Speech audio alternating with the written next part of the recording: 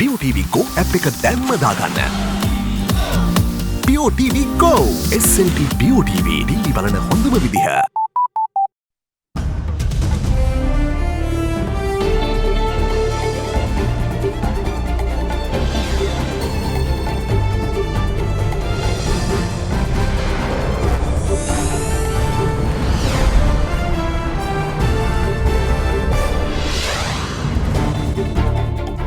Tonight, hatched in the West, the Cardinal takes aim at the US for feeding off the misery of other nations. Weapons holding, come clean or suffer the consequences. Houses, they have ancient weapons like that, but that does not mean they can keep number of weapons inside their premises. That time of the month, the government revises fuel prices. The dark underbelly, 2 former Sri Lankan cricketers charged with match fixing. All this and much more coming up tonight on First at 9, this Friday the 10th of May 2019. AdaDerana ඇතුළත ඉදීම සමනය කරන අතර විනාඩි 5කින් ක්‍රියා කිරීම ආරම්භයි. AdaDerana දිවියට නව දිරයක්. AdaDerana වෙතින් එසේ කැක්කමට විශේෂඥයා AdaDerana Headfast ඉක්මන් සහනය අදම අත්විඳින්න. From AdaDerana, this is AdaDerana First at 9. Live from Studio 24 in Colombo.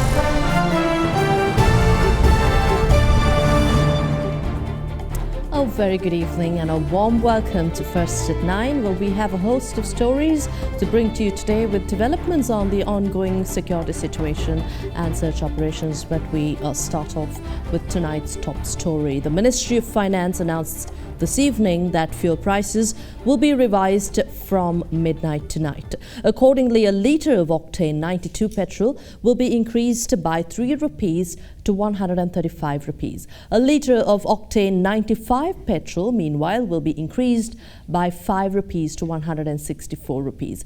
Price of super diesel is also increased by 10 rupees to 136 rupees. However, auto diesel has not been subjected to a price revision as a relief measure to the public transport sector. The government did not make any fuel price revisions for April in line with the fuel pricing formula in consideration of the Sinhala and Tamil New Year.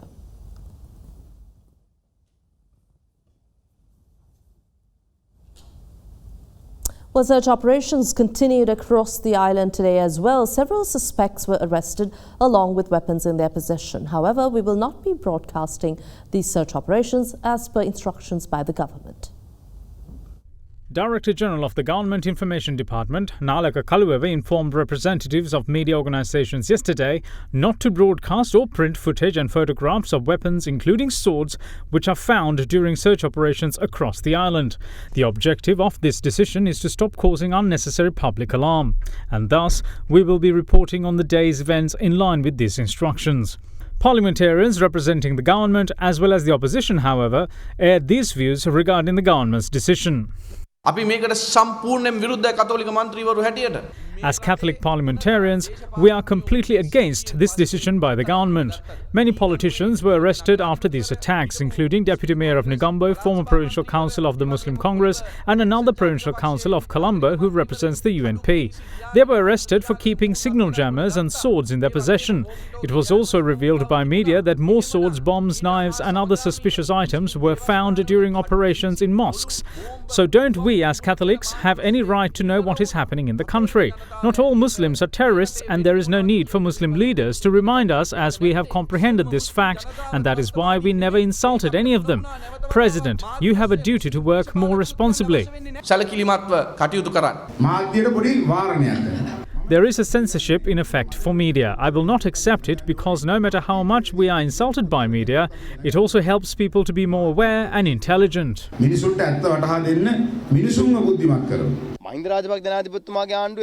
During the tenure of former President Mahinda Rajapaksa, we fought the LTT for 3 years, but we never imposed restrictions on media, and one responsible entity provided information to the people and media. The problem today is that we have too many leaders who make contradictory statements and no one takes responsibility for a news item. Innocent are considered terrorists, while terrorists are freed on bail. This is what the country has come to. Meanwhile, 4 civil society organisations filed a complaint with the Human Rights Commission of Sri Lanka against the government's decision to stop broadcasting footage or printing photographs of the ongoing operations and weapons that are being found. We'd like to know if swords were kept to protect women. Why was it that there were outfits similar to that of army uniforms? Was it for fancy dress competitions? Did they use detonators to blast away rocks at their residences? Meanwhile, many of the provincial reporters engaged in their duties today while wearing black arm and headbands in protest of the government's decision. Police have arrested 2 suspects who had financial links with the terror group that perpetrated the Easter Sunday attacks. A stash of gold in their possession was also taken into custody today. Addressing a media briefing in Colombo today, police media spokesperson SP Ruan Gunasekara said that the duo in question had undergone training with terrorists. In the meantime, security forces continued to conduct search operations island-wide, and one such operation led to the discovery of a buried stash of explosives at the Kattankudi beach today. The stashed explosives are believed to have belonged to the Saindamarudu suicide cadres. Criminal Investigation Department today informed the Colombo Magistrates Court that 3 persons, including a brother of the suicide bomber who blew himself at St. Anthony's Shrine in Kochikade, are arrested and detained for interrogation. It added that these suspects are charged with abetting the attack and are detained upon detention orders of the Secretary of Defence and under the Prevention of Terrorism Act. Colombo Chief Magistrate Lanka Jayaratne ordered the CID to produce the trio of suspects before the court on the 23rd of this month.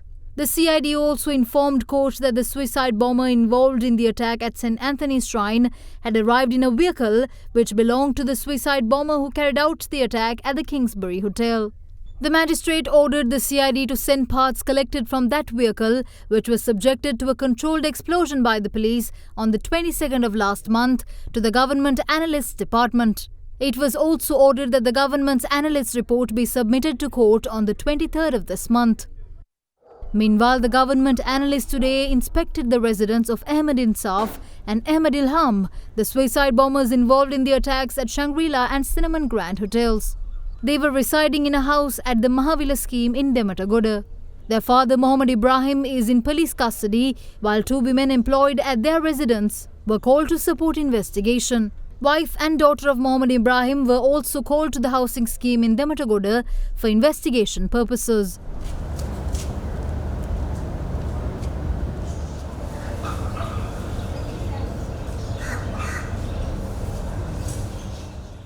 Meanwhile, updates on the current security status was given during today's media briefing at the Ministry of Defence.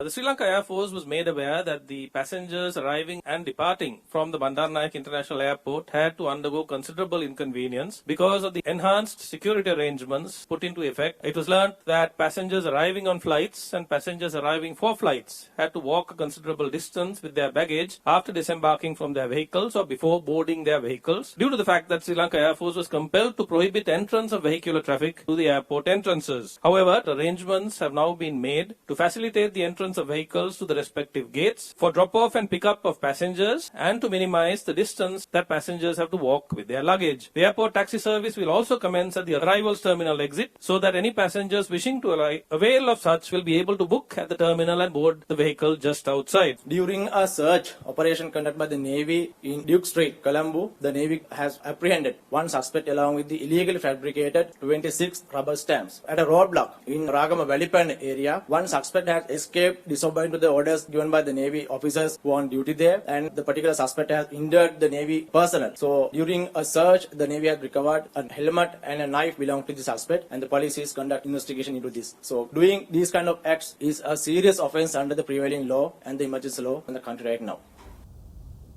Leader of the House, Minister Lakshman Kiriyalla, said in Parliament today that the government is ready to take measures to remove IGP Pujit Jayasundara, who is currently on compulsory leave. Minister Kiriyalla promised to back the move if the opposition is ready to launch the relevant process. The government stance on the matter was announced in response to a question raised by UPFA parliamentarian Dinesh Gunawardena. Honorable Mahinda Rajapaksa has very clearly stated that we are supporting all security measures that are being taken. But it is not happening. Day to day, the same places are visited and people are being taken into custody. Arms, ammunition, explosives are taken into custody. If the search was correct, that wouldn't happen. Arakshaka Amatidorya Janadipatuma, according to the constitution. But the Arakshaka Amati can't remove the IGP. මේ බරපතල නිලධාරීන් ගෙදර යවීම සඳහා පාර්ලිමේන්තුවේ වහා යෝජනාවකින් ක්‍රියාත්මක වීමට කටයුතු කිරීම සිදු වෙන්නට පියවර ගත යුතුයි. මොකද පාර්ලිමේන්තුවෙන් පත් කළා තියෙන්නේ. Why haven't you listed the extension of the state of emergency? We met yesterday. Leader of the House was there. You will agree with me. So the state of emergency has to be extended. We have certain reservations, but we are supporting the extension of state of emergency because the country has not been properly brought under the security that we want. Day-to-day life has to be restored. For that you need state of emergency as well as the PTA that have been promulgated. There has to be a proper program which can be expedited across the Europe as well as in Asia. China is also withdrawing their tourists at the moment. It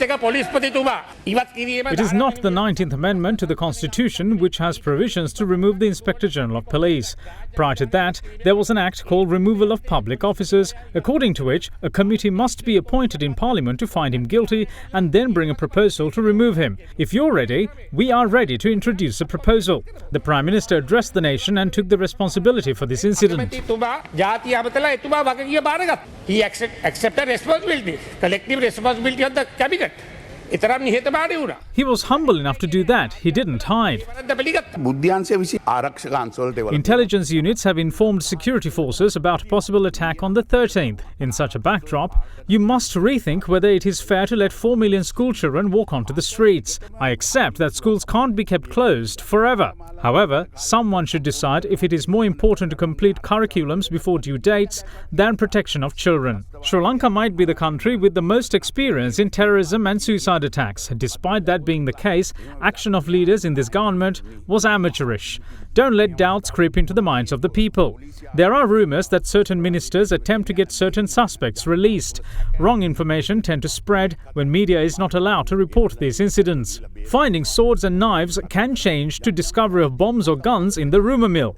I think that more rumours will spread owing to media being censored. There was no such restrictions during the time of the war. We are always ready to help the government in combating terrorism. It is important that there is only one voice in the government than several, because if there are several voices, it will be a threat to the security of the country and hinder development. Chairman of Aviation and Airport Services Limited, Dhammika Ranatunga, reveals that certain foreign institutions, such as the Transportation Security Administration of the United States, were consulted with the view of identifying necessary equipment in upgrading services, ensuring passengers' safety at the airport. He made this remark at a media briefing held by the Airport and Aviation Services in Katunayake today. This is a civil airport, but when things like this happen, there are other agencies that has to move in and ensure safety of the institute. But gradually we are discussing and facilitating, and we are trying to get back to where we were. So that may take a couple of weeks as far as customer facilitation is concerned. In terms of security, like, is this heightened level of security going to remain? Is that going to be the new normal? No, it is not, because when things go back to normal, they will get back to their duties, we will get back to our functions, and it will be like what it was before. Obviously, we are going to improve certain things, like getting all the up-to-date equipment to ensure their passenger safety, and we'll have state-of-the-art equipment to ensure safety of the airport and its passengers. Like, in terms of the procurement process, have you started that? We have already. And how much are you going to spend on? There are two segments here. We need to procure certain items to cater to the present day demand, and then the airline safety, which is an ongoing thing where they analyze on a day-to-day basis and update airports and advise them what sort of machinery they should have. Numbers, I don't want to disclose at this point of time. These papers are presented to the cabinet and we have got the approval for that. are you getting any support from like the US TSA or any EU security authorities in like finding which type of equipment is required and maybe any security audits? Yes, we are in a dialogue with them. We have asked certain questions from them, and also there is a lot of information available with our security staff. One example is by 2020 January we need to have the inline system in place, so we need a lot of structural changes here in addition to the equipment we procure. Already the staff is working towards that. Is there any advice that you want to give passengers who are arriving to Sri Lanka? Plan to use the shuttle, let your families know to come and use the remote car park. We will have 6 buses, 2 for departing passengers and 4 for arriving passengers. At the same time, try and use the airport taxi service where those vehicles are vetted, security vetted. They can ask their families to come to a closer location and use the airport taxis or take it all the way. And Reuters reports that Sri Lanka has suspended flight training near its biggest Air Force base due to security concerns sparked by the spate of attacks that rocked the island nation on Easter Sunday. According to a government directive to flying schools and aircraft operators, which Reuters claims to have seen flight training has been suspended at Ratmalana. According to the directive, training will only be allowed from the Katukurunda domestic airport around 35 kilometers south of Colombo, and flights can only fly to the south of that base. Sri Lanka once suspended training at Ratmalana during the peak of the civil war here in the country, with the LTTE fearing air attacks. The new guidelines have also suspended recreational and leisure flights such as skydiving. It went on to report that no training flights have been operated for 2 weeks since the rules came into place due to difficult ties in moving training operations to Katukurunda.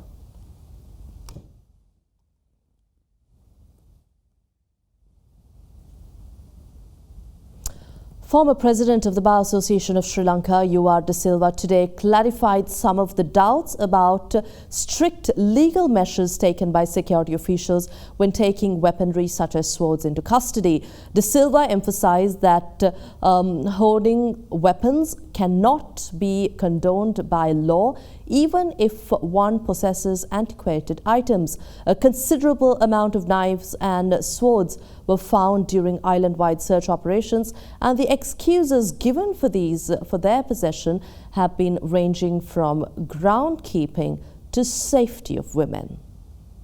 Our law is very clear. For bomb detections, we have Offensive Weapons Act, and for the firearms ordinance is there to find out whether the illegal possession of guns. The other important factor would be knives ordinance. Illegally, if we are keeping knives, the person can be charged accordingly. At this stage, we must know that the emergency regulations are there. The police and the army forces, they can at any stage come into a place and search. There is no mandatory requirement that search warrant should be obtained. We find that in some places there are a lot of swords and then knives have been taken into custody. In those instances, it is up to the police and the army forces to decide whether they are going to charge them under normal law, that is the knives ordinance, or emergency regulations, and then thereafter they can detain these people for interrogation and further investigations. We have to bear in mind this is under emergency regulations. Some houses, they have ancient weapons like that, but that does not mean they can keep number of weapons inside their premises. It is up to the people to go and inform the authorities about that, get their permission or hand it over to them. And we take a short commercial break. We'll bring back with comments from His Eminence Malcolm Cardinal Ranjit right after this short break.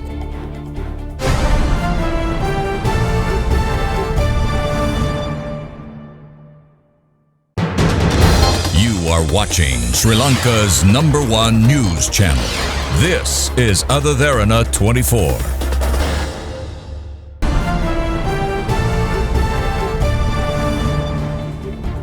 And Archbishop of Colombo, His Eminence Malcolm Cardinal Ranjit, believes that a grand plan hatched by the West is in play across the globe, with the so-called Islamic State being a part of it. Cardinal Ranjit highlighted Libya as an example, saying that global powers incite dispute on which they can thrive while filling their coffers. The 5-method plan to combat Islamic State terrorism, a set of proposals compiled by the Sangha Council of Sri Lanka, was launched today. President of the Council, Parliamentarian Athuraliye Ratanathera, handed over the set of proposals to Chief Prelate of the Amarapura sect, Most Venerable Kotugoda Dhammavansatera, Archbishop of Colombo, His Eminence Malcolm Cardinal Ranjit, other religious leaders, scholars and political representatives. Culturally, it should be a Sri Lankan Muslim community because the Arabic culture is not a part of us. That does not mean you wear bikinis and walk around. What I mean is there should be a Sri Lankan Muslim subculture. We're trying to bring this change with the help of All Ceylon Jamiatul Ulema. There is an accepted global agenda, which is, if you are fighting against terrorists who are doing that in the name of religion or ethnicity, you should make them your partners. Don't try and isolate them. The British were able to control terror activities by the ISIS because they started working much closer with their Muslim community.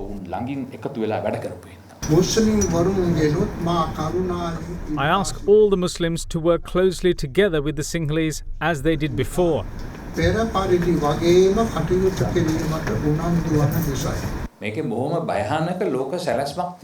There is a very dangerous global plan at work here. We know that the United States has deployed ships in oceans across the world. In this backdrop, they must create disputes in countries or they won't be able to sell their weapons.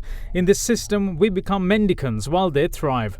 I believe that ISIS is a part of this plan of theirs. There was a dictatorial leader in Libya once, but he maintained peace in his country while developing it. But then Westerners went there and forced him out of his position to destroy that country. That is the truth. Muslims or the religion of Islam is not responsible for any of this. It is the duty of those who follow Islam not to allow themselves to be used, because we have understood you. Acting Attorney General Dappula Didivlevera was sworn in as the country's new Attorney General before President Maithripala Sirisena this morning. On the 7th of this month, the Constitutional Council, chaired by Speaker Karu Jayasuriya, unanimously approved the appointment. In the meantime, H.M. Gamini Seneviratne took oath as the new Secretary to the Ministry of Internal and Home Affairs, as well as Provincial Councils and Local Government. K.J. Ashoka Alavatta meanwhile took oaths as the new Secretary to the Ministry of Primary Industries and Social Empowerment.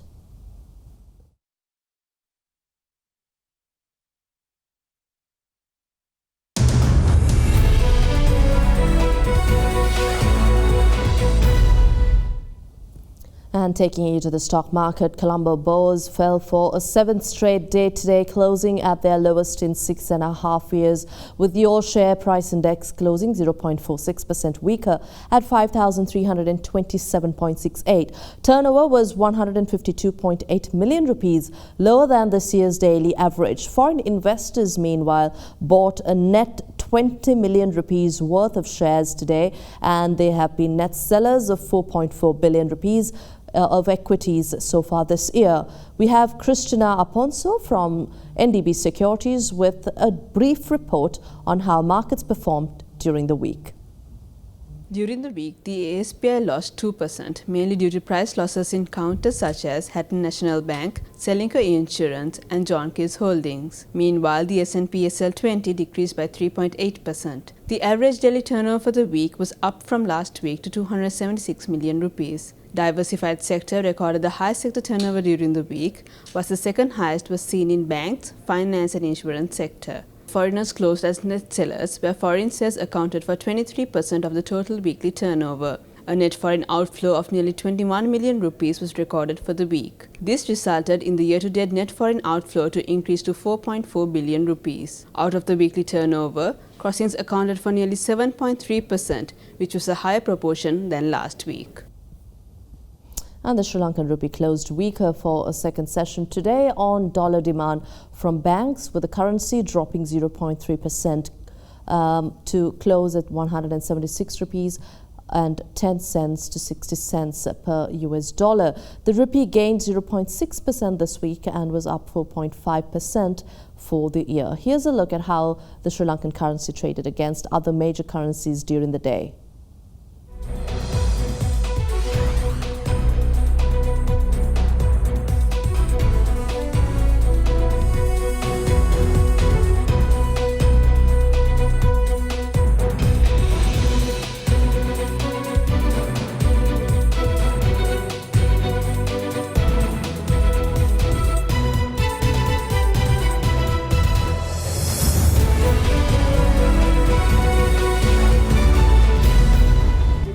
And we have the latest from overseas coming up right after this break.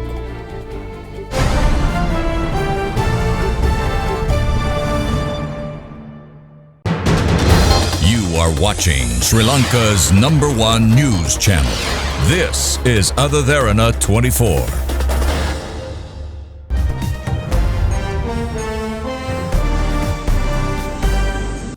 Facebook, Twitter and Google have been under fire all over the world for not doing enough to police their platforms for misinformation. On Wednesday evening, Singapore's parliament became the latest government to pass laws aimed at curbing the spread of fake news. The Protection of Online Falsehood and Manipulation Bill gives Singaporean ministers powers to demand that companies like Facebook and Twitter put fake news warnings next to posts or take them down completely. The bill, which still needs the president's signatures, has garnered criticism from academics, journalists, human rights advocates, artists and internet companies. Singapore's government says the law won't hinder free speech or academic research and is mostly designed to target malicious bots and fake accounts. It argues the country of 5.6 million is especially vulnerable to misinformation because of its ethnically and religious diverse society, which is mostly split among Chinese, Indian and Malay communities.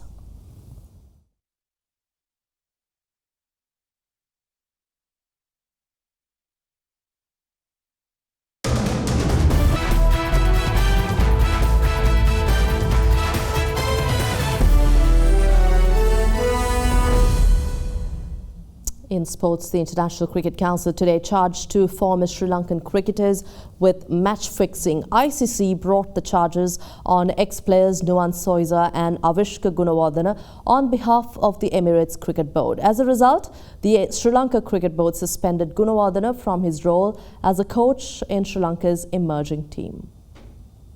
Former Sri Lanka cricketers Nuwan Soiza and Avishka Gunawardena are charged with match fixing by the International Cricket Council.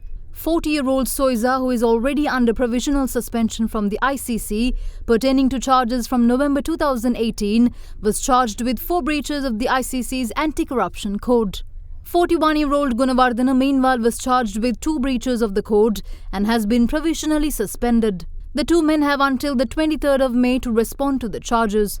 Article 2.1 of the code specifically concerns corruption and fixing, with Soiza charged with being party to an agreement to influence improperly the result, progress, conduct or other aspects of a match. Both players were charged under Article 2.14, which concerns directly or indirectly soliciting, inducing, enticing, instructing, persuading, encouraging or intentionally facilitating any participant to breach Article 2.1. The charges came to light following a 15-day ICC amnesty relating to corruption and fixing from January 16th to 31st.